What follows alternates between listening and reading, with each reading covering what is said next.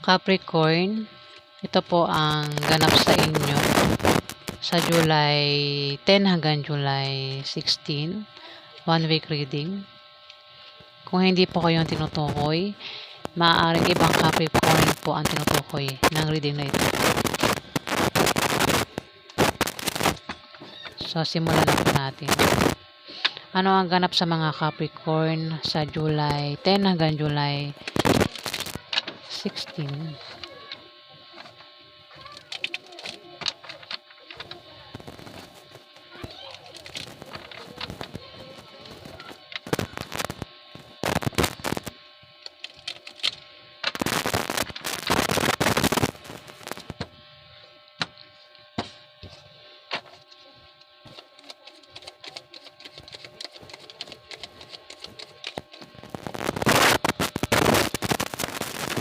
Capricorn, magkakaroon ng away. May makakaaway ka, Capricorn. Pwedeng kaibigan mo, pwedeng member ng pamilya mo, o mismong asawa mo. Capricorn, o baka ex mo. Kung sino pa yan makakaaway mo.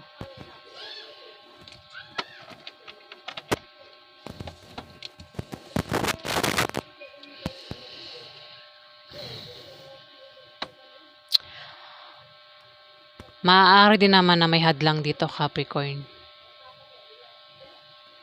Pwedeng hadlangan ka, may hadlang dito. Itong makakaaway mo ang hadlang. Ayan, kaya naman naawayin mo siya kasi hinahadlangan ka, Capricorn. Hadlangan ka niya dahil ayaw niyang magawa mo ang lahat ng gusto mong gawin. Kaya naman dito, makakaramdam ka ng kalungkutan, Capricorn. Hindi ka magiging masaya, Capricorn, sa taong ito na hadlang at makakaaway mo. 7 of Swords na nakabaliktad pero wala siyang baliktad. Upright lang. Mag-ingat ka, Capricorn, sa ibang tao. Mag-ingat ka sa ibang tao at sa bagay na matutulis. Ayan, ingat ka na masugatan ka, Capricorn. Mag-ingat ka sa matutulis na bagay. Baka masugatan ka sa July 10 to July 16, Capricorn. Maaari din na may traitor dito. Traitor ang magnanakaw, Capricorn. Kaya kung may sikreto ka o plano, huwag mo ipagsabi sa iba, Capricorn. At maging mapagmasid ka, ha, Capricorn. Ayan. Pwedeng traitor o magnanakaw yan, Capricorn. Dito, 3 of Pentacles. Posible may darating sa'yo na dagdag trabaho o dagdag kaalaman. Pwede rin na may teamwork o may pagtutulungan. Kung meron kang tinatrabaho dyan, Capricorn, pinaghihirapan, pinagpapaguran, binibigyan mo ng time at panahon. May teamwork. Ayan. Meron kang makakasama dyan na busy rin kagaya mo. May pagtutulungan sa inyo. Ang kapalit niyan pera. Ayan o. Pentacles, Capricorn. Tinatrabaho. Kung ano man yan. Maaari maging busy kayo sa trabaho nyo, sa negosyo nyo, Capricorn. At may pagtutulungan dito.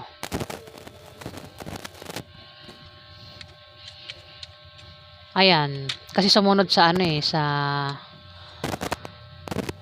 diyan mismo, may makakasama ka sa trabaho mo o sa negosyo mo, Capricorn, ang magnanakaw o traidor. Mismo sa kung may sikreto ka, huwag mong ipagsabi sa iba yung sikreto mo para hindi nila malaman ang sikreto mo, Capricorn.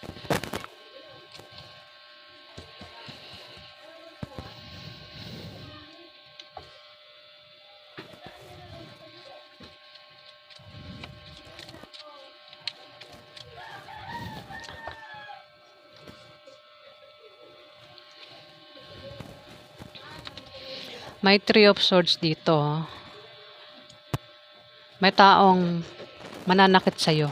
Pwede nangyari na mangyari pa lang Capricorn. May tao rito ang nanakit sa'yo o mananakit sa'yo at sobrang masasaktan ka. Mapapaiyak ka dyan, Capricorn.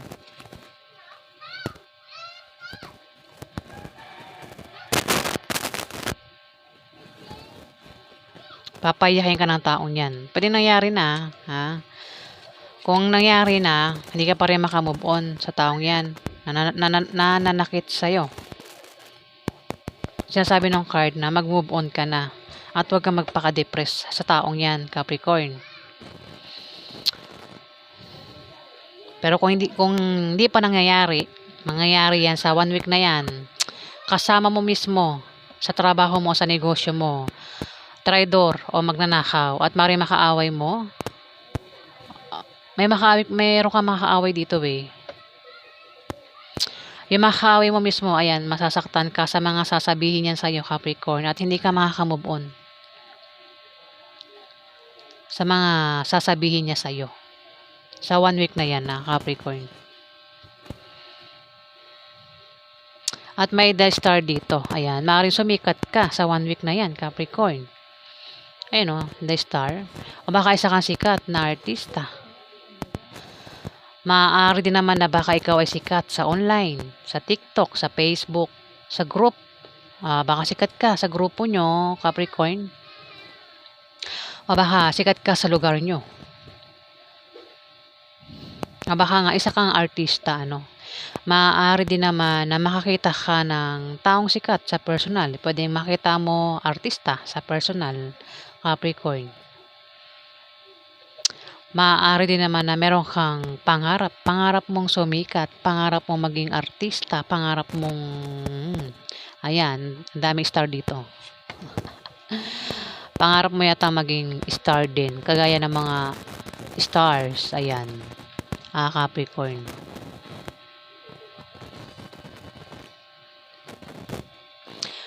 Dito, 7 of Pentacles.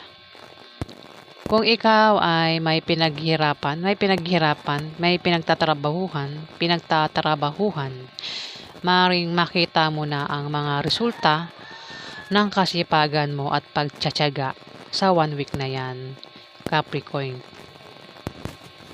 O maaaring meron kang binubuong plano sa 1 week na yan na magkakatotoo. Ayan, Capricorn.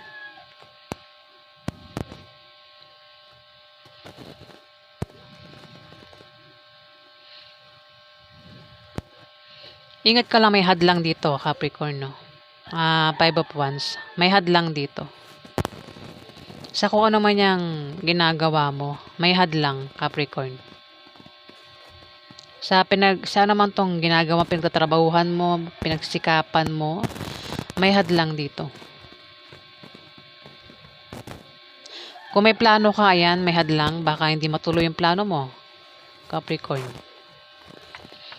Maaaring makaaway mo pa yan, yung taong ito, na hadlang. Dito, 4 of Swords. Maaaring ikaw ay may binabantayan sa 1 week na yan. Meron kang babantayan? O maaaring ikaw ay nagpapahinga para ikaw ay makapag-isip ng mabuti? O meron kang pinaghahandaan? O maaaring ikaw ay nagpapagaling sa sakit? Baka may sakit ka, Capricorn? O baka member sa pamilya niya may sakit? Ayan. Kasi dito nakahiga ka eh. Nagpapahinga ka rito. O baka wala kang trabaho, wala kang ginagawa, kaya puro pahinga. Tulog na lang ang ginagawa mo, Capricorn.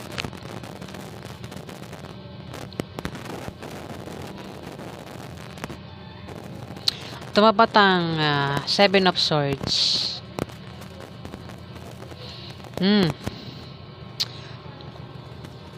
Ingat ka, Capricorn. Kasi 7 of Swords, may traidor dito.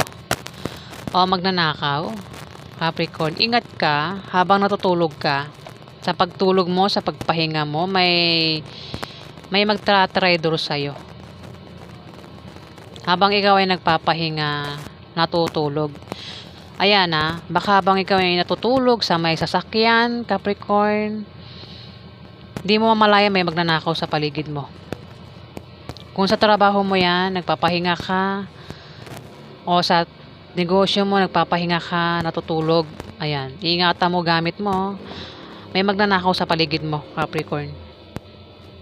Magnanakaw o traitor yan.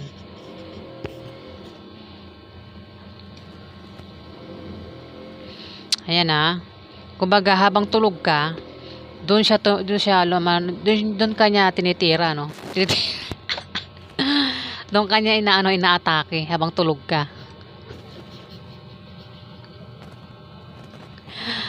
Dito, Knight of Swords.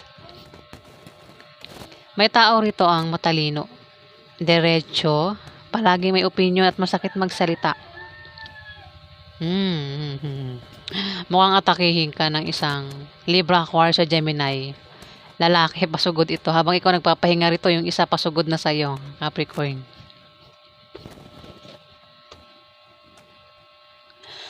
Ayan pwede naman habang busy kayo dito, katrabaho, ayan, baka naman may ginagawa ka rito, tapos kailangan mo ng tulong, ayan, paparating na si Libra, Aquarius sa Gemini para tulungan ka, Capricorn.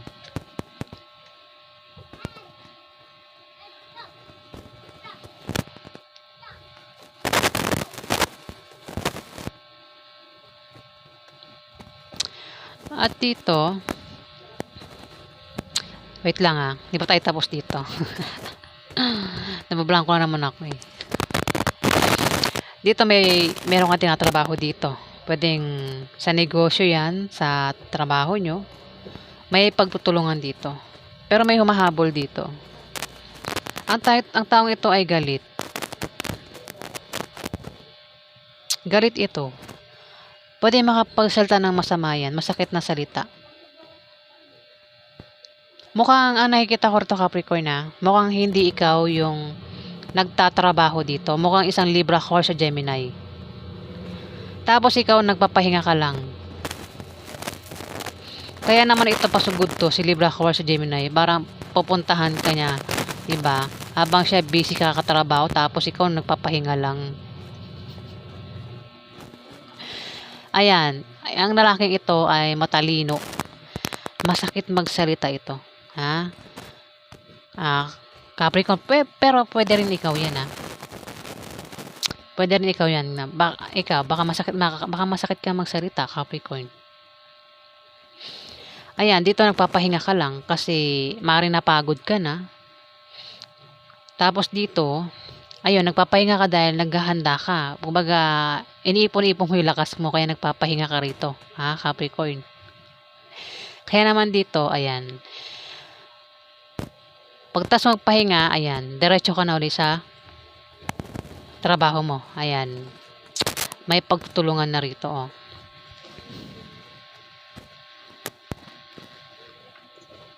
Ayan Capricorn.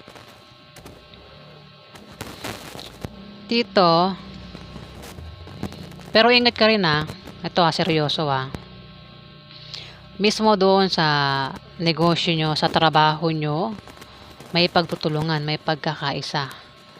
Pero may tao rito, may kasama kayo dyan ang mainit ang ulo. Baka makapagsalita ng hindi maganda. Traitor yan. Pwedeng traidorin ka o magnanakaw yan. Masasaktan ka sa taong ito.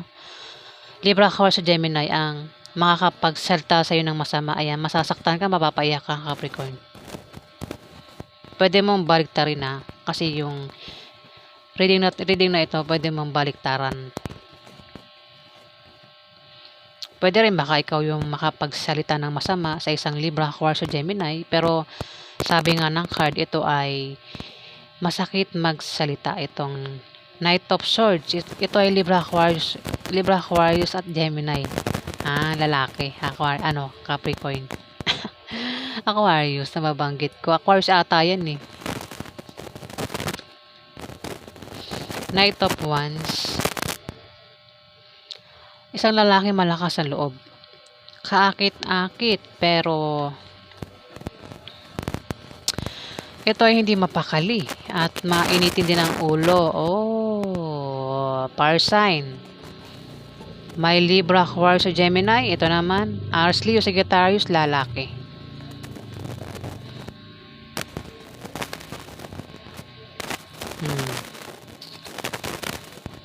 Masakit din ito magsalita. Capricorn, itong dalawa.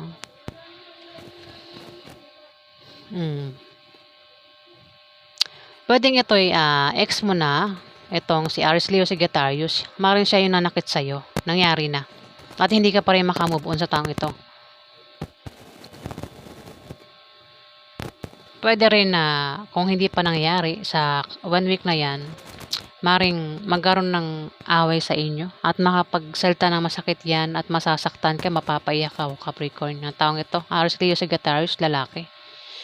At hindi ka makakamove on sa away ninyo sa 1 week na yan, Capricorn. Dito may 2 of Swords. Mukhang nangyari na nga. Kasi maaaring nakaalis ka na dyan eh. Pero kung hindi pa nga nangyari pa lang yan sa 1 week na yan, pero makakalis ka rin dyan. Kumbaga makaka-move on ka rin, Capricorn. At may pagbabalanse na rito. Pabalansin mo na ang patungkol sa love life. Ayan, meron ka nang babalansihin dito, Capricorn. Pinag-iingat ka rin sa taong manloloko, Maring ito na Aries, Leo, Sagittarius, Capricorn ay maring lokohin ka. Baka yan ay nagbabalik. Ex mo yata yan, Capricorn. Baka nagbabalik yan. Ingat ka kasi kung yan ay babalik, ayan, baka may panlolokong gagawin sa'yo yan, Capricorn.